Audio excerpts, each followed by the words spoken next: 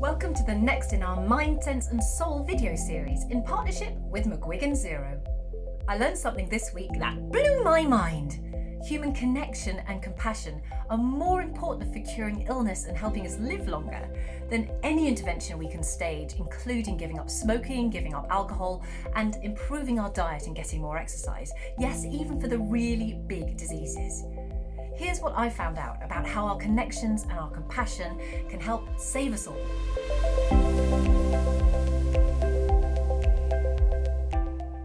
When we have a good connection with others, our heart rate drops, we secrete the bonding hormone oxytocin, and parts of our brain linked to empathy and pleasure light up. The fact that our bodies still do this since we have evolved from early man shows us that it is still a vital part of what makes us human. We have survived as a species thanks to the importance of our personal connections, communities, and our compassion. We are so much better when we work together rather than working alone. So really, it's not about survival of the fittest, it's survival of the most connected and compassionate. Against the backdrop of quite a frightening and insecure future, thanks to COVID and all the political stuff that's happening in the world at the moment, we have at least seen people rallying, people coming together, which has been fantastic. On a smaller scale though, I've personally really noticed that it's the small connections that have had a big impact. Lockdown has really shone a spotlight on these. With us being locked down in London and at home 90% of the time, I've noticed that just walking down the street and having a wave from a friendly neighbour, or a quick conversation with a lady who owns the coffee shop, or at the checkouts in the co-op instantly lifts my spirits, and it keeps my happiness levels going for quite a long time during the day actually. It's these small interactions that are really mattering to me at the moment. And what I've started doing now is as a Londoner, I've started to smile and say hello at anyone, even if I don't know them, that I'm walking past. It just makes me feel better. And it's definitely infectious, in a good way. It is a pandemic, but in a good way. I'm also feeling huge gratitude for radio at the moment again. Over the last 12 months, it's been an absolute lifesaver. Just feeling connected to the outside world and to other humans who are going through the same thing and who are also on a similar journey to me as well. Honestly, don't know what I would have done without the Chris Evans breakfast show on Virgin Radio every morning. It's been a lifesaver. I've also found real joy in connecting with people I know around the globe, even just through WhatsApp or social media. I haven't been very good at that in the past, but I've got lots of friends spread out all around the place, and actually us checking in, you good, has really made me feel connected, and I've really appreciated it. You're probably all doing that already, but give it a go if you're not. As well as compassion, humans sadly also have a great capacity for aggression and an instinct to protect their territory, their resources, their stuff. And we've all seen this quite a lot during this pandemic, haven't we? With people stockpiling loo roll and pasta and bread flour. And it's made me pretty angry in the past. I'm sure it has you too. But I guess it's times like these that we really do need to think with more compassion. If we can reframe this sort of thing, we're going to be a lot happier and less angry with the world. So let's give it a go. So every time we see somebody act like this, can we ask ourselves, given everything we know that's going on in the world, is there a possible reason that they might be acting like this? Yes. So let's be more compassionate and less angry. This has made me think actually about a nasty old bastard neighbour that we've got.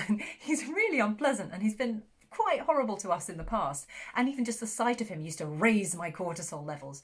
But I got to thinking about what might have happened to him to make him like that, and I realised that actually, from what I know, he has experienced quite a lot of loss and unhappiness, and so looked at him with a little bit more compassion. And instead of cowering and running away when I saw him, now what I do is I just smile and say hello.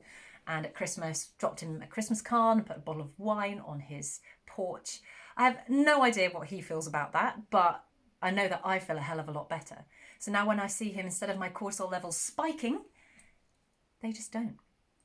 Word to the wise, compassion is not just for others. We need to remember to have compassion for ourselves. We're all under a lot of pressure right now, some more than others. We've got parents who are balancing work with homeschooling, with parenting, and the endless meals that come with all of that. We've got carers trying to keep their vulnerable carees safe, the elderly people. We've got business owners desperately trying to keep hold of their businesses.